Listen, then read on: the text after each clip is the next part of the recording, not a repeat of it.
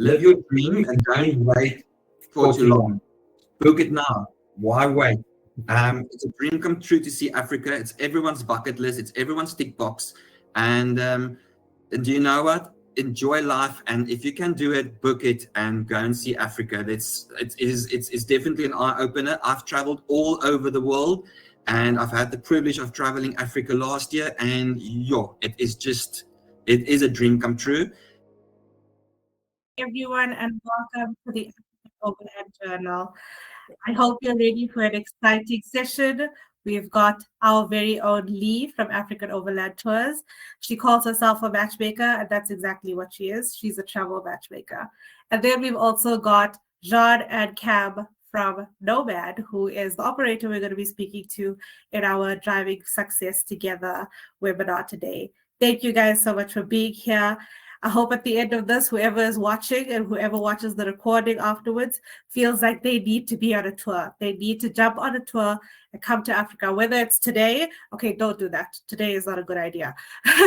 But maybe in a couple of weeks or even next year. Stay tuned till the end of the webinar, because we also have some exciting updates from Nomad about some specials that we're both running, and we can get chatting away, guys. How is everybody doing?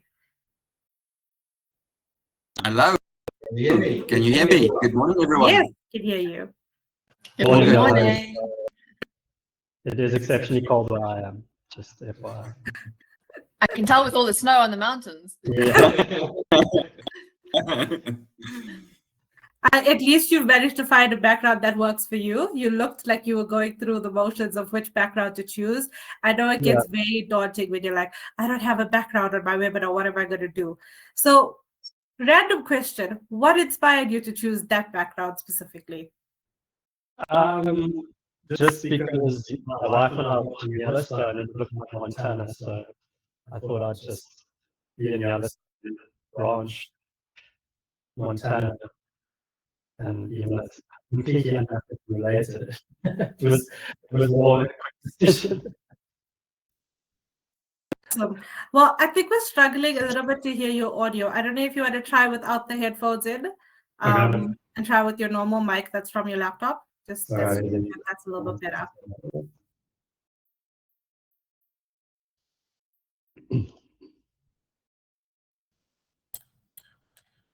Cool. Right. So I think let's get into it. All right. So let's get chatting into why we're here today.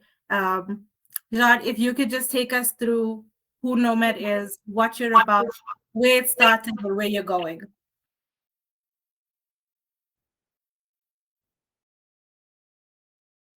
Yeah, you guys, can you hear me now? Yes, we can hear you now. Perfect. So yeah, I mean, Nomad speaks for itself. We've been in our 28 years now. This is our 28th year of operations. So yeah, we really are an institution in terms of African travel and experiences. So yeah, you could say we've been around for a while, and I think that's allowed us to gain the experience, the knowledge, trial and error sometimes, but also, yeah, it gives you a good overview of where to go, where not to go, and how to do it, how to get there, and how to get there in the best possible way we know how. So, yeah, it's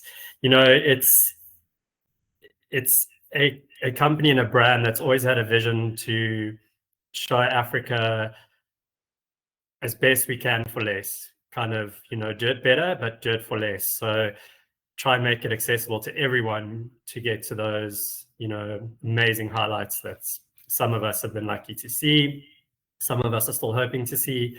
And yeah, I've always had being in marketing, this luxury of knowing that Africa is probably one of the easiest places in the world to market. It's the culture, the wildlife, the places, the scenery. And I think Nomad is one company that's always had that in the back of their mind and saying, well, how are we going to get these people there? How are we going to do it? How are we going to make it accessible? And how are we going to get them to see, all these awesome places at, you know, the best possible, like, for your time, I guess. So yeah, you know, it's what makes Nomad and like a unique experience. It's a good question. It's a hard question, but it's also an easy question, and I'm contradicting myself here. But you know, there's so many things that make it an experience with Nomad. It's not just where you're going, what you're seeing, what you're in.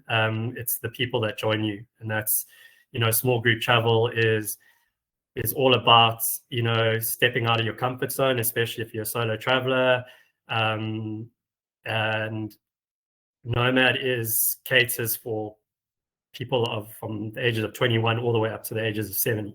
So, you know, you can be just finishing college, university, and now wanting to go and have, you know, your time in Africa, and you're going to be enjoying this experience with maybe a couple who's just got married, or, you know, some people have just retired and they've decided now to, you know, go and experience Africa. So it really does bring people together, and yeah, puts you in those wonderful places. So yeah, there's a lot I can talk about on this.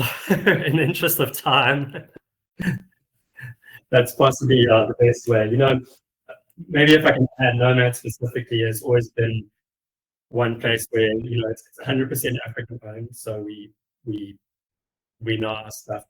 We all from here, and we've all traveled and experienced Africa. We've got no hidden costs. You know, what you see is what you get. What you pay for is what you get.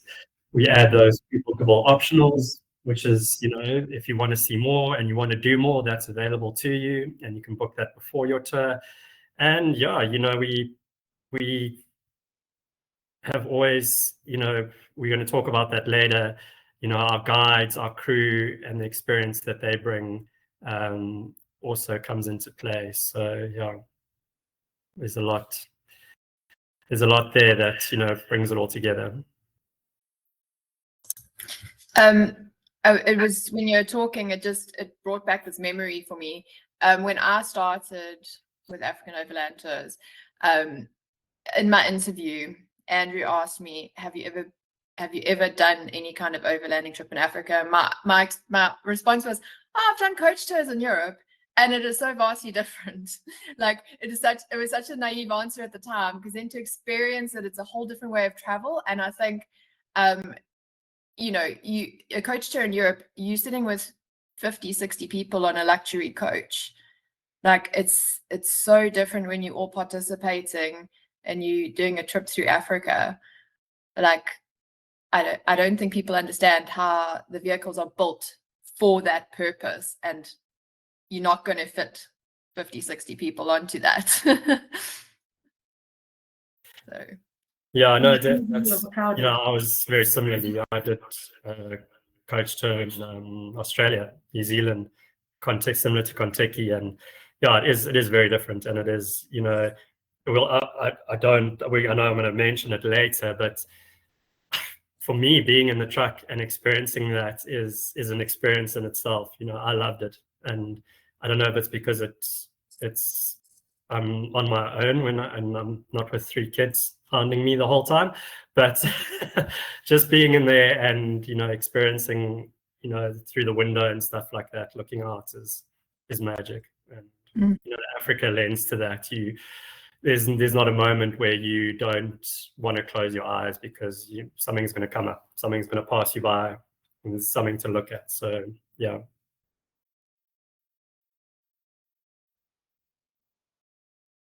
Definitely always a view, no matter which window you're looking out of, whether it's you're looking at the one that your passengers are sitting on, or even just your own window, there's always a view. And my favorite thing is that the landscape changes all of the time. You're seeing so many different things on each day. No day is the same.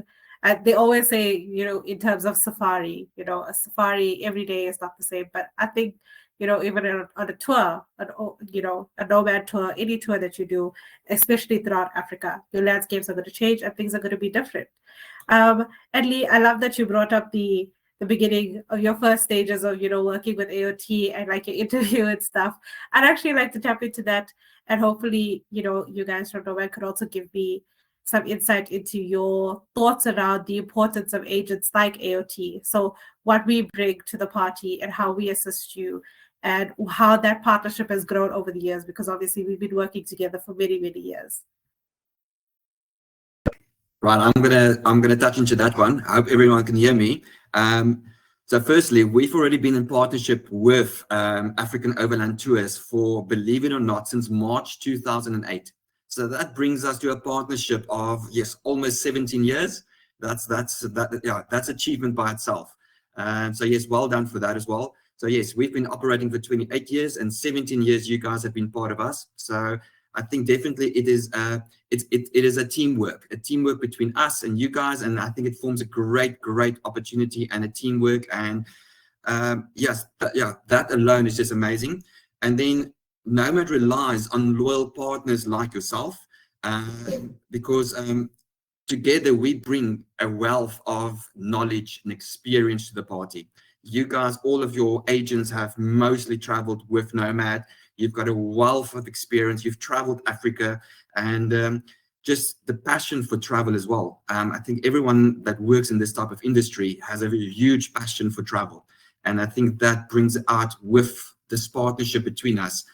We want to see clients coming to see Africa. We want them to be on tours and just to come and experience Africa as a whole. And as you mentioned earlier, you see so many vast different areas, just going to Namibia, Botswana, Zimbabwe. Each area, each day has a different view, has a different opportunity and a different offering.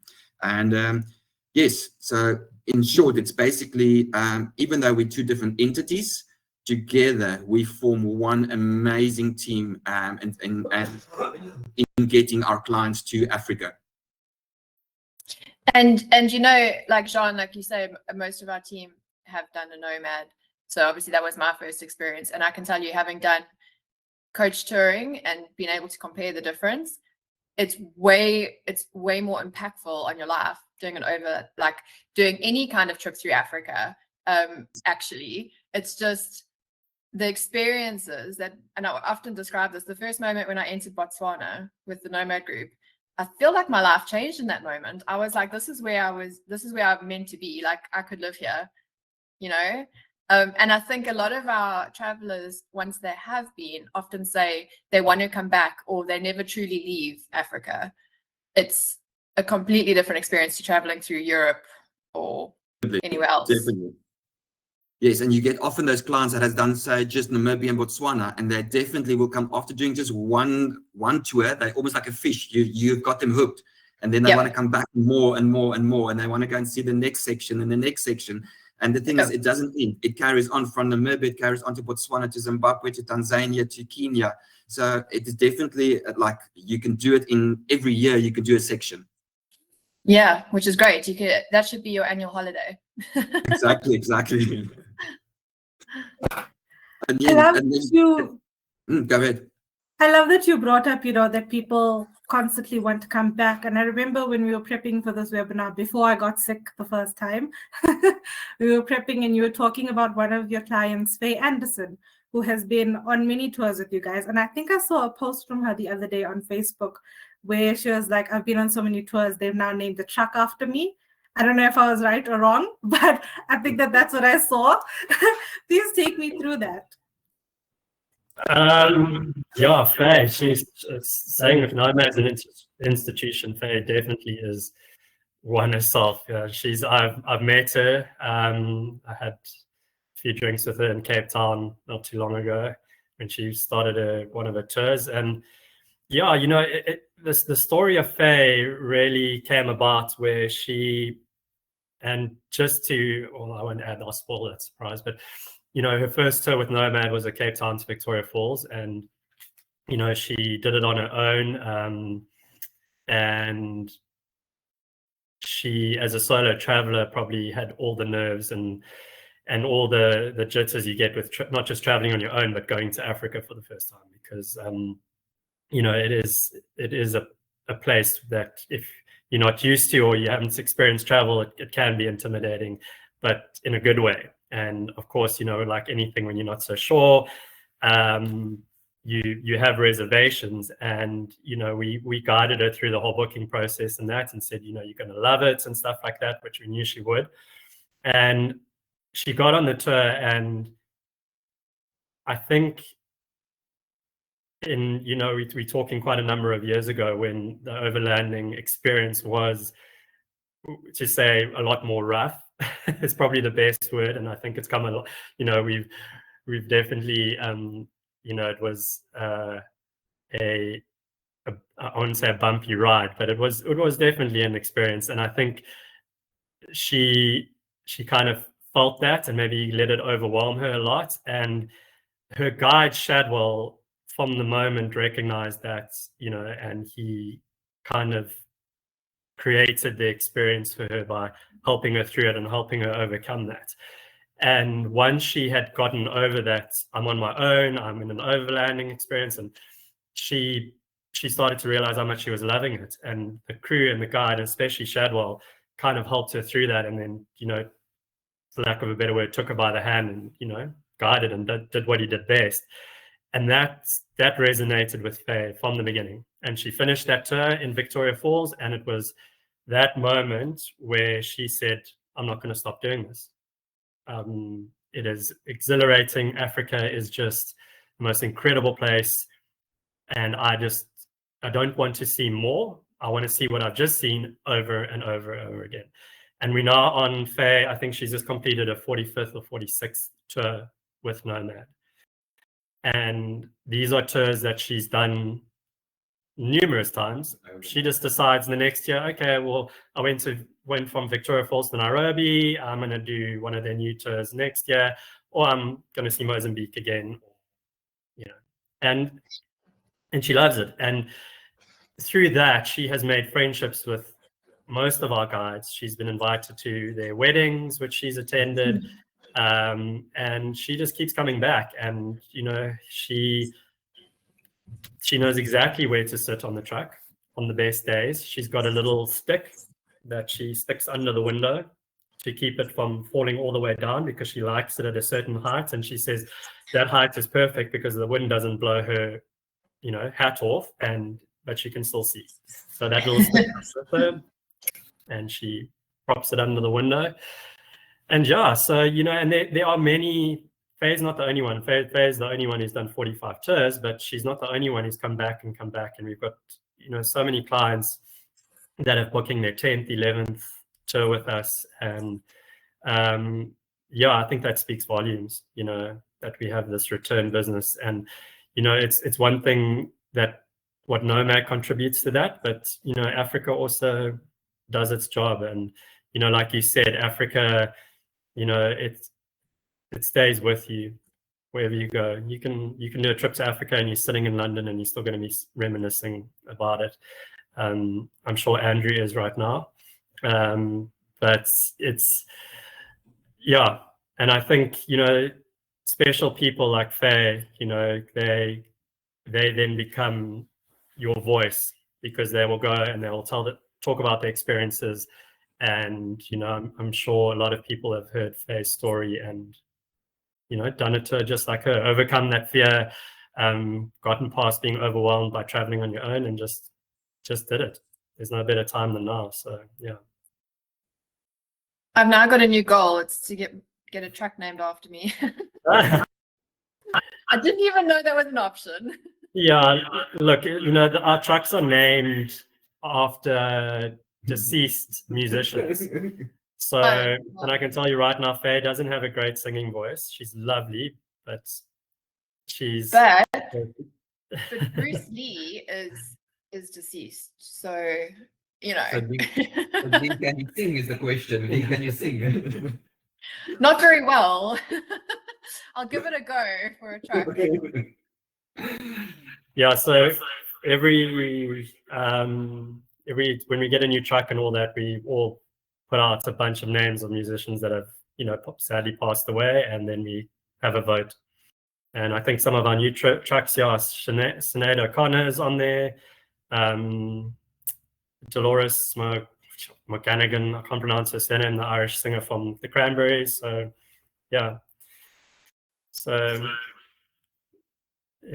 that is the insight into how trucks get named. So if we do name a truck after Fair, it'll be the first that.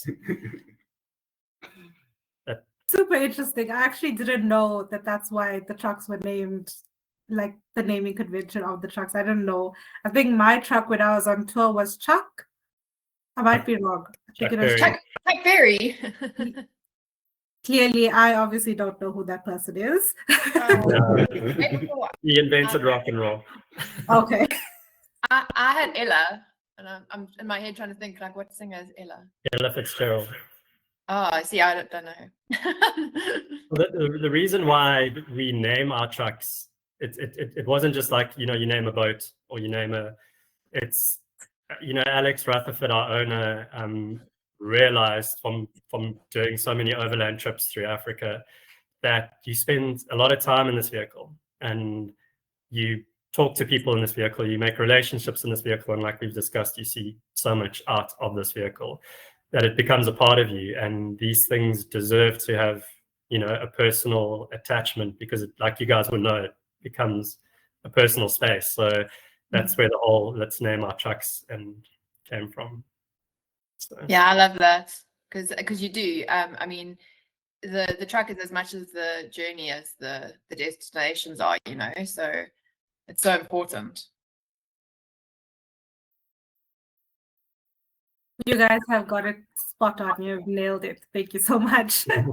I want to just pivot back to, you're talking about the musicians. And so what's your ultimate song when you're on tour? Oh, geez. I don't have one.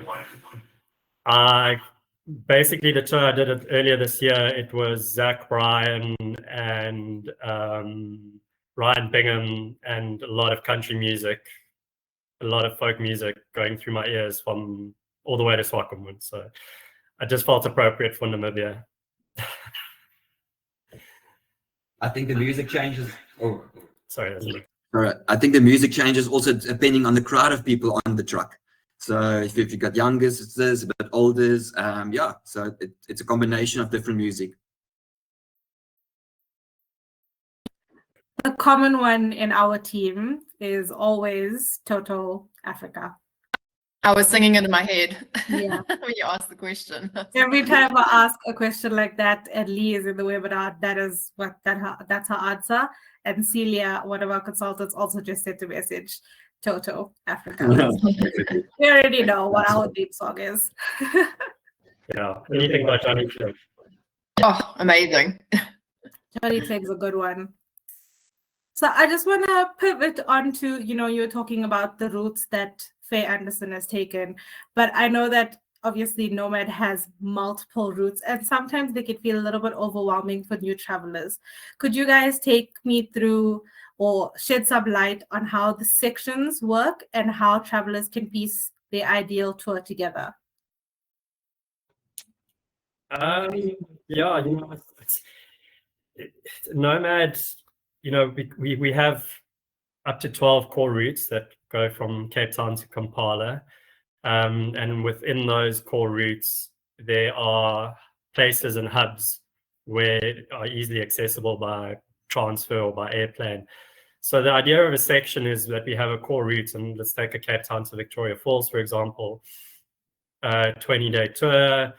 Now, you've always wanted to see southern Namibia, but you've only got 10 days, and you can't do a 20-day tour to cover that. So, well, you can join a Cape Civic, but you can get off in Swakopmund. And that is basically it's a tour. And fly and transfer out of Swakopmund if you want. It's the same if you have more days and your time allows, you only get so much leave from work. You can go from Cape Town to Windhoek, and that's the section. So it's complicated at first, but it makes sense if you know what I mean. And it's Africa is lucky. A lot of people think we don't.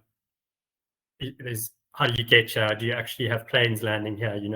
The impression sometimes is that we don't even know what a train is, but there are so many places to get in and out of Africa, like Maun and Victoria Falls, Livingstone, Nairobi, Dar es Salaam. So yeah, you can, if you want, you can go from Cape Town to Kampala or Cape Town to Nairobi, and you can see the Serengeti, you can see the gorillas, you can see the deserts in Namibia, you can see the Okavango Delta all in one tour. But if time allows, then you might want to get off in Zanzibar. So, and that is basically taking all our tours and just making combinations of them all together and splitting them up and making them available to everyone. So yeah, you're not pigeonholed when you might only have a certain amount of time to travel, because as you know, a lot of people might only get a week off work, or they've only had 2 weeks off work, and so we've got that available.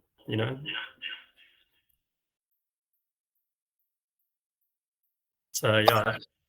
Yeah, I think that's where like the consultation part really is important, because finding that ideal section for somebody and what they want to see. So like at the moment, currently, I've got a client in Uganda and I'm waiting for his pictures, because he sent me pictures over the full trip.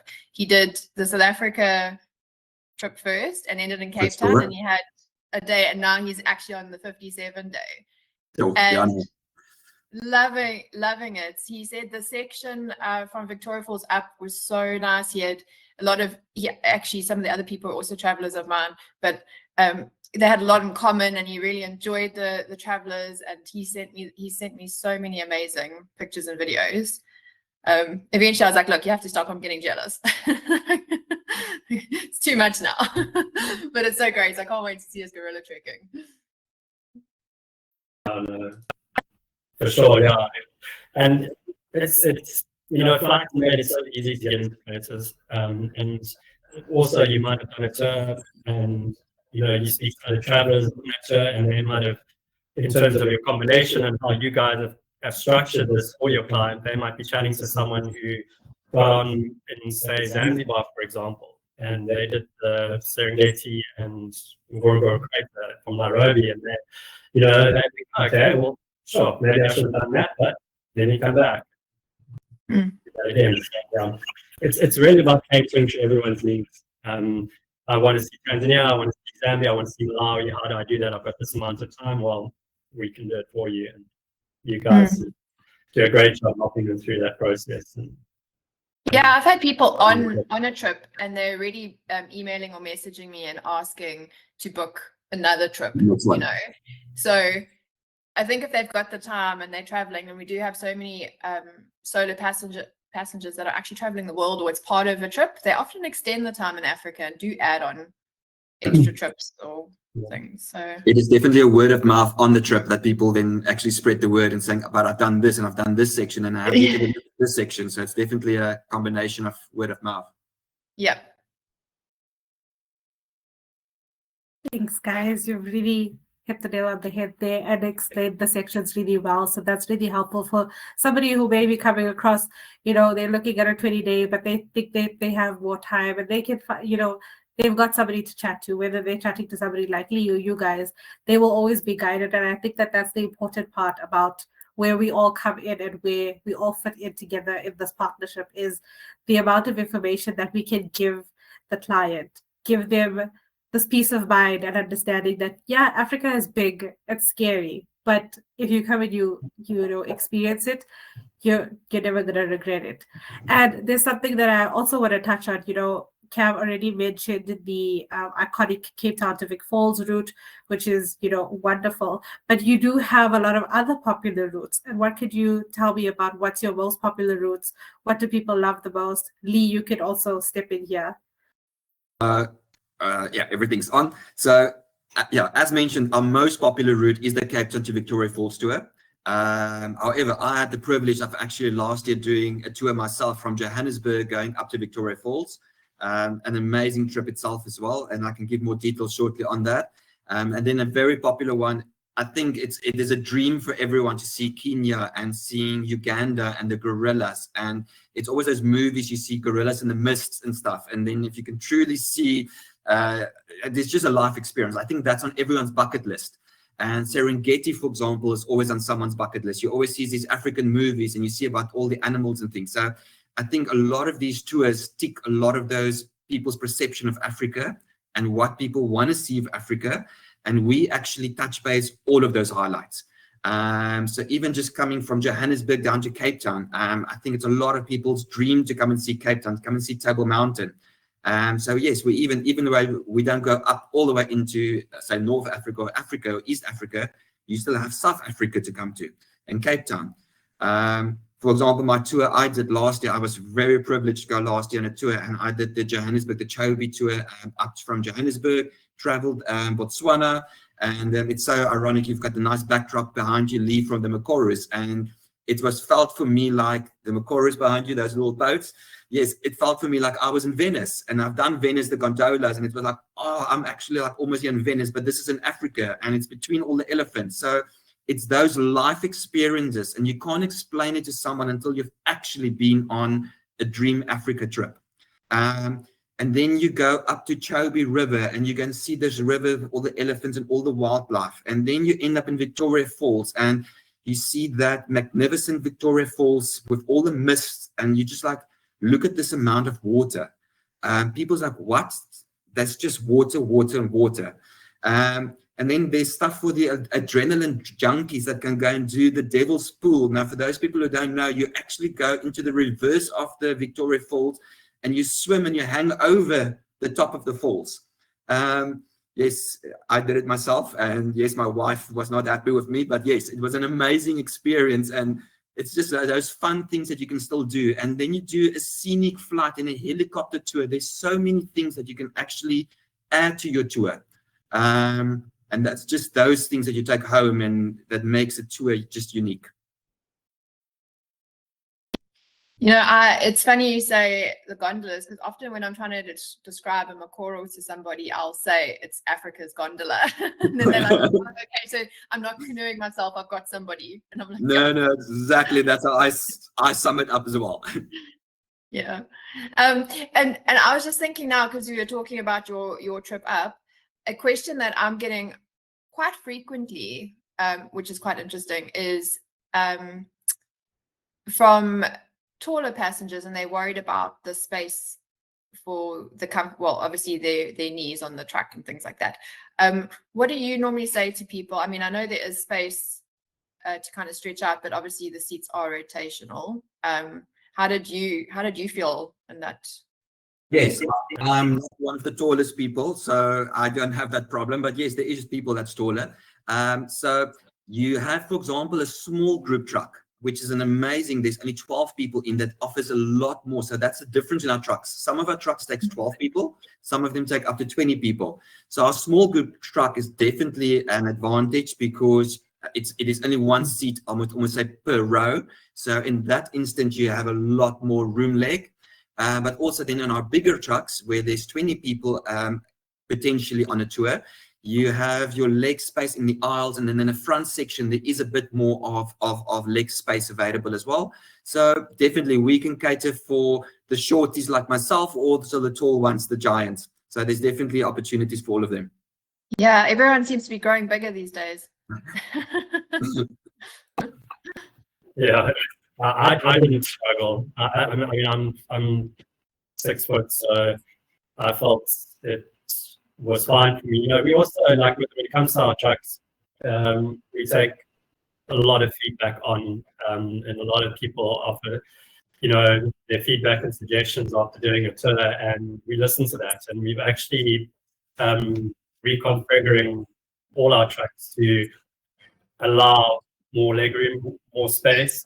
So removing the club area in the front, which I don't know if you guys had on any of your tours, and just moving the seats forward to allow for more legroom and more space and stuff like that. So yeah, it's the fleet is always undergoing change and improvements based on the feedback we get. Awesome. There was a guy on my tour as well. I did the gorilla tour, the 8 days, which was really, really great. He was the tallest in the group. I think he was also 6 foot, but he would take our tour. Our truck wasn't full, but we would obviously have rotational basis. And then at one point we were looking at him and we were like, Yella, are you sure you don't want to just sit in the front and stretch your legs out? Because he would he'd use the section at the top where you can put some of your bags, and he'd stretch his back. And there's lots of obviously space for you to stretch your back and, walk around and stuff like that. Obviously on the bumpy roads, I don't suggest walking around. You might be flung to the back of the truck. Not fun.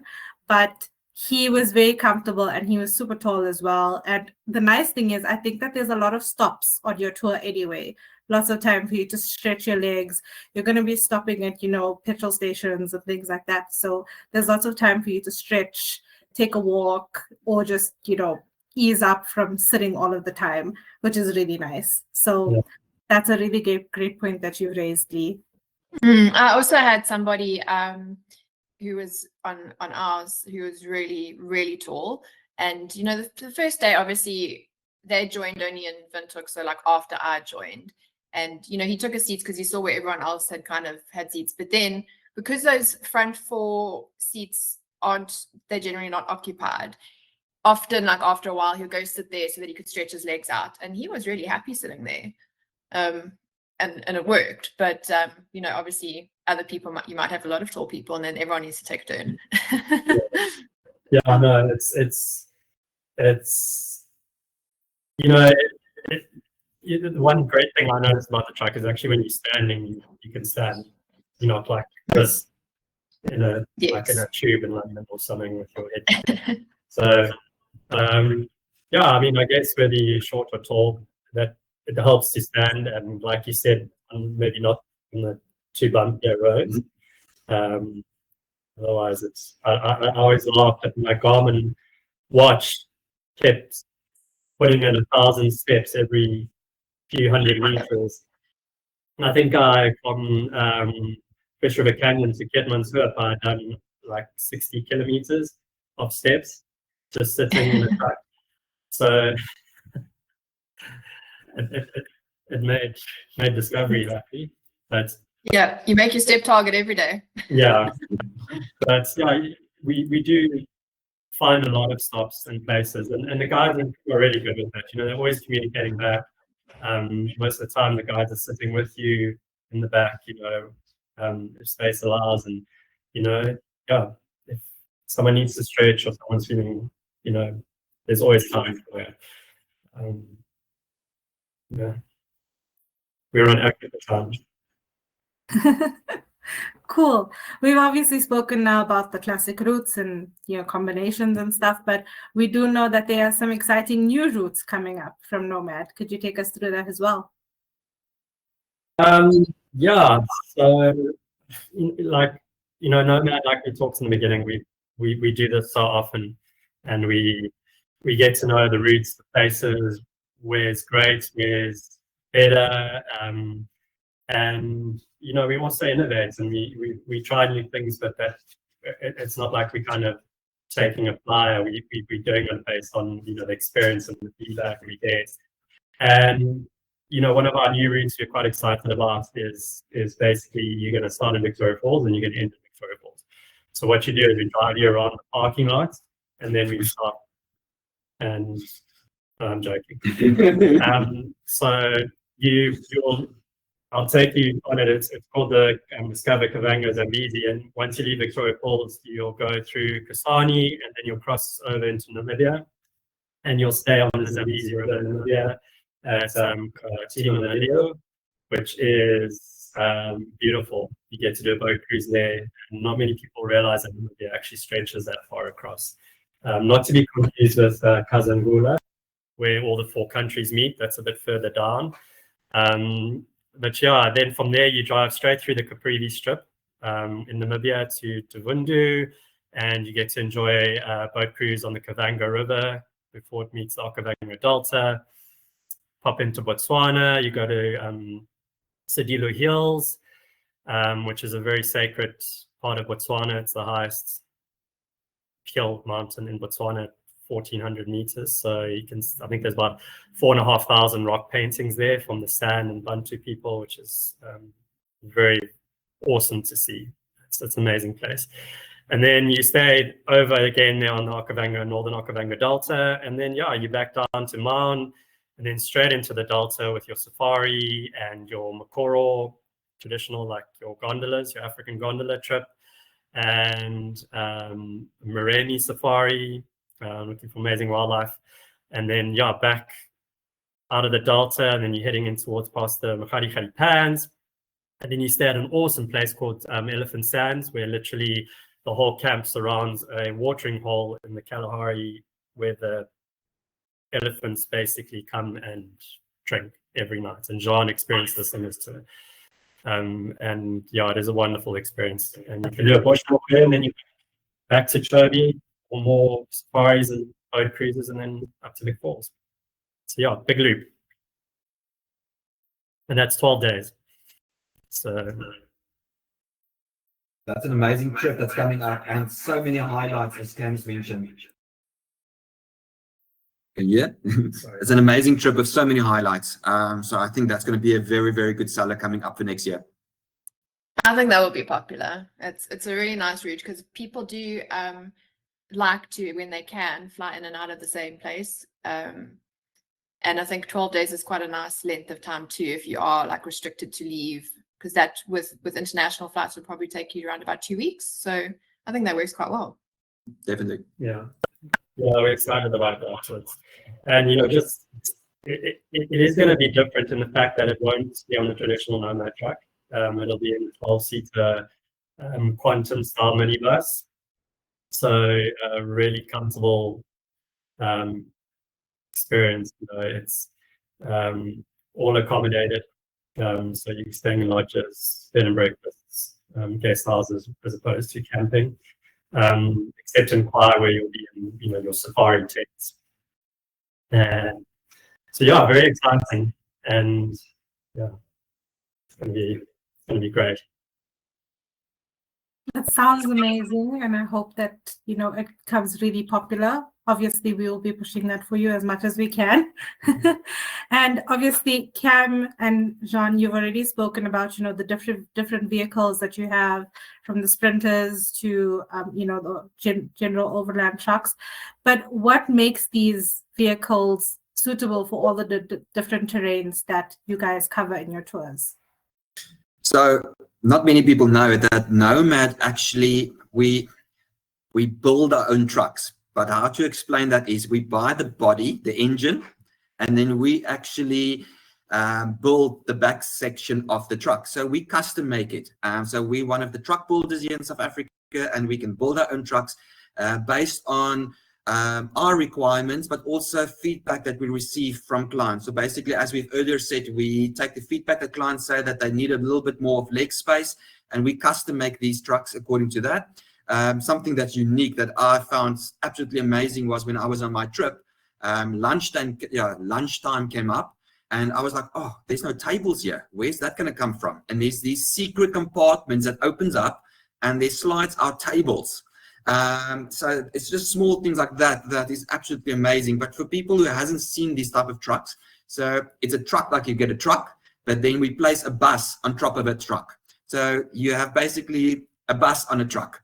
And so that's simply how to explain it, how our trucks are made. And yes, something small that a lot of people need these days is technology, is USB chargers, for example.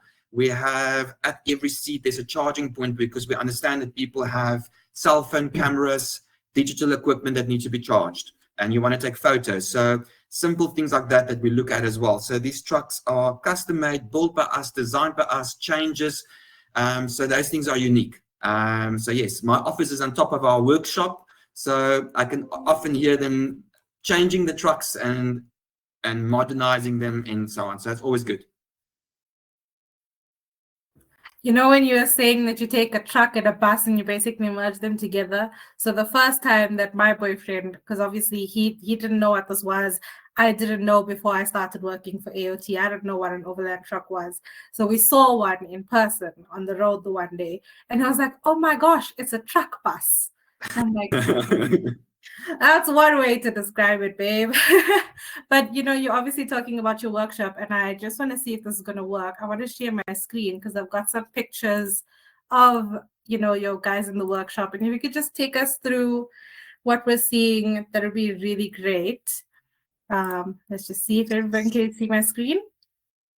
So that is, I'm not sure if I'm from this angle, but it's the lockers where we store things in. So it's either been something, but as you can see, it's lockers on the side of the truck, and we make storage compartments out of it. Yeah, it's just above that, sealing the window. So yes, with the truck that we make, we do all the welding. So we don't send it away to go and weld and stuff. So we design all the things, all the welding, all the laminating, flooring, ceilings, and all that is all done by our workshop and things. And there at the back, you can see the truck that's open up. That's where the spare wheels and things goes in. Mechanics, services, everything's done. So yes, that's quite a lot that happens in the workshop. Raymond. Checklist, the checklist, everything's on the truck, the tables, the chairs, the tire pressures. Making sure the door handles working. As Cam mentioned, he's doing carpeting of the door, polishing and painting. Because obviously traveling in Africa, there's a lot of wear and tear.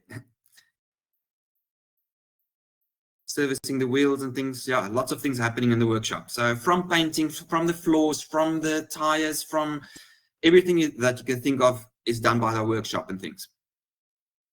I think that it's so cool just to see it like all come to life. I know when we were going for our year-end function last year and I was coming from the airport, I could actually see the trucks and I was like, oh my gosh, that's so cool. Obviously, I'm a newbie. So like when I got to see all of it, I was like, Yeah, this is so cool. I was sitting next to him, we were both like, oh, look.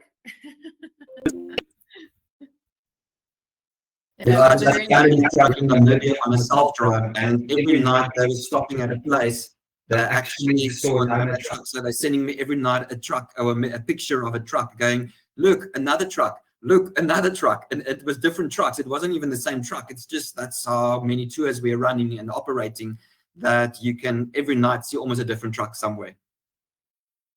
That's just truly epic to just show the actual impact that you have on people wanting to explore, and just shows you how many people are actually exploring the country while you're living there. It's such an amazing thing to think of that, somebody down the road in Cape Town is probably seeing Table Mountain for the first time and is probably in complete awe.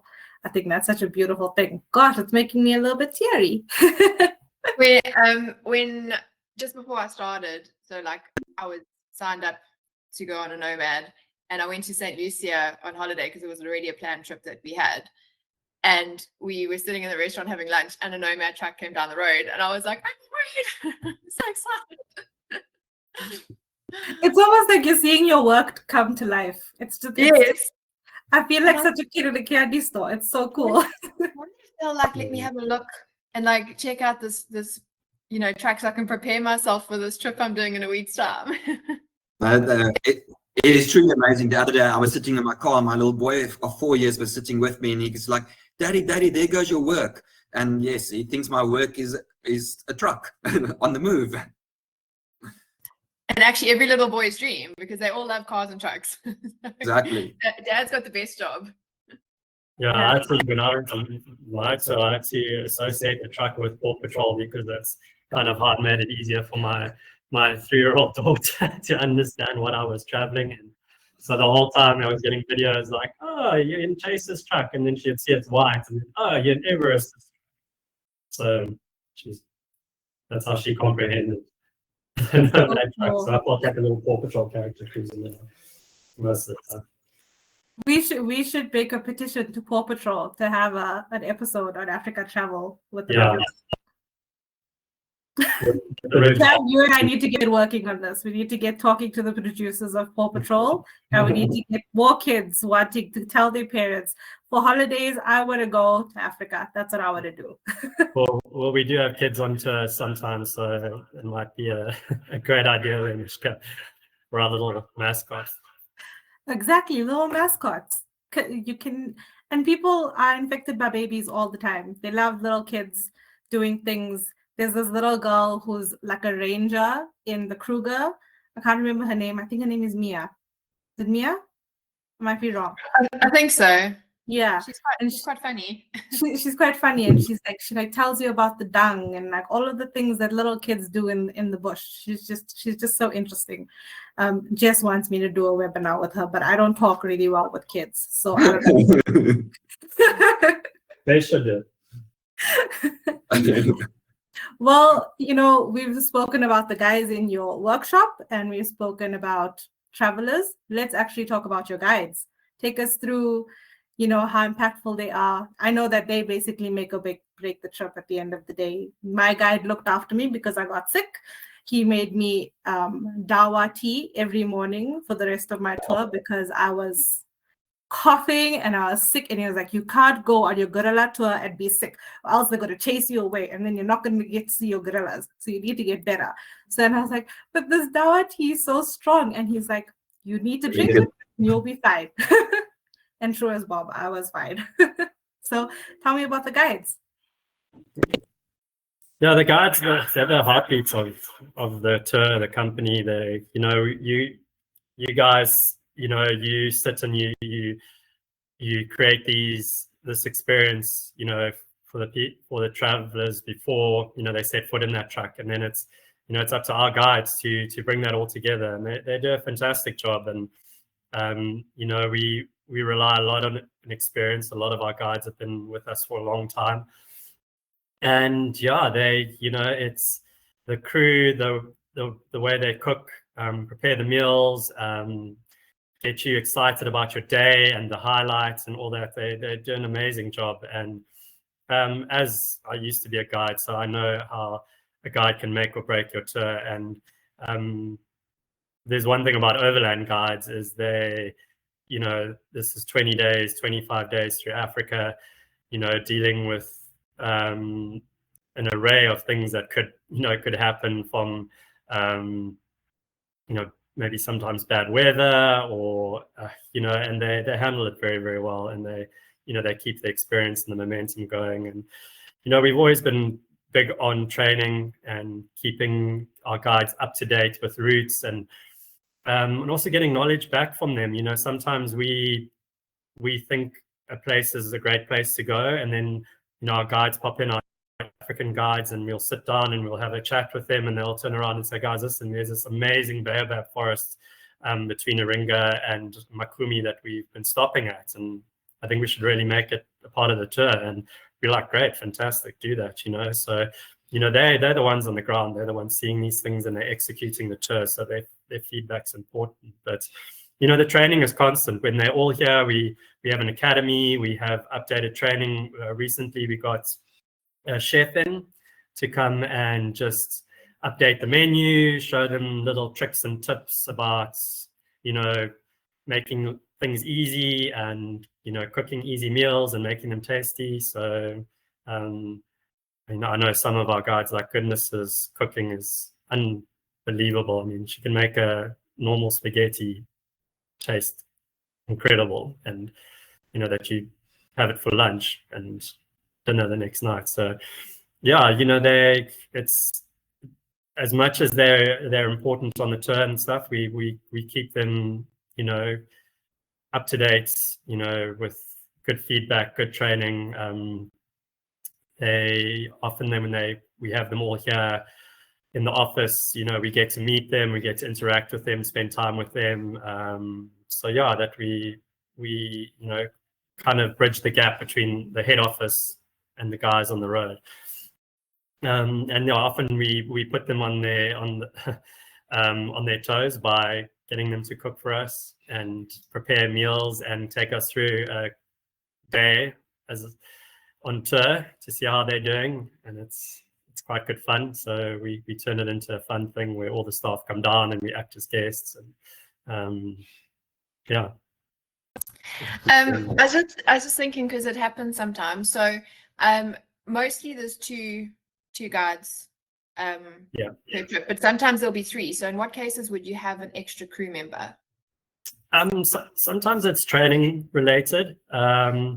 if we've got 20 clients on, and it's a really long tour, and sometimes the guide's been down here with us in Cape Town, and they're going to start a tour in Victoria Falls, so they might transit along, and they might be offering their experience to other guides, especially on a route.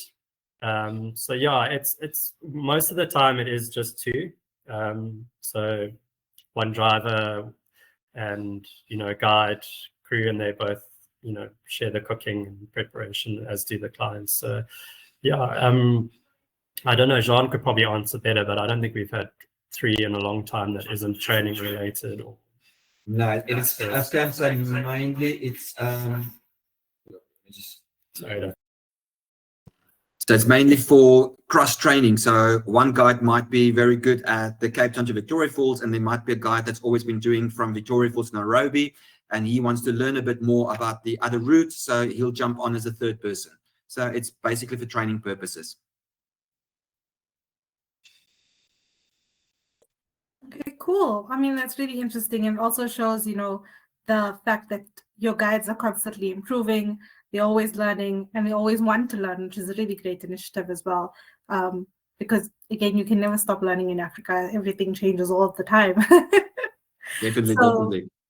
So obviously now we've covered guides, we've covered trucks, we've covered different vehicles, routes, etc. What is Nomad looking forward to for 2026? Obviously, we've now got 2026 rates and dates that are available for booking. But what else can we be looking forward to? Oh, yes, 2026, as you say, it's out. People is booking. So for all those people listening in, please don't wait. Tours are starting to filling up slowly but surely. So I know, Mishka, you said earlier there's a surprise at the end. I don't know if I'm allowed to share the surprise already. But yes, bookings is up. We have also some new, I don't know if I'm allowed to even say this, but yes, our brochure is coming out shortly as well. And there's going to be some amazing things in there as well. So there's a lot of new things that's happening all the time. Like every company, we are growing, we're getting better, we're offering more things for people. You can look at our website that there's exciting things always coming up. There's every month, monthly specials that comes out as well. So there's a lot of things happening every day. And for 2026, as we've mentioned, those new routes that came out. And yes, we are also offering some specials for 2026 that's running at the moment. So if I'm allowed to say what it is, you can let me know. Of course, go ahead.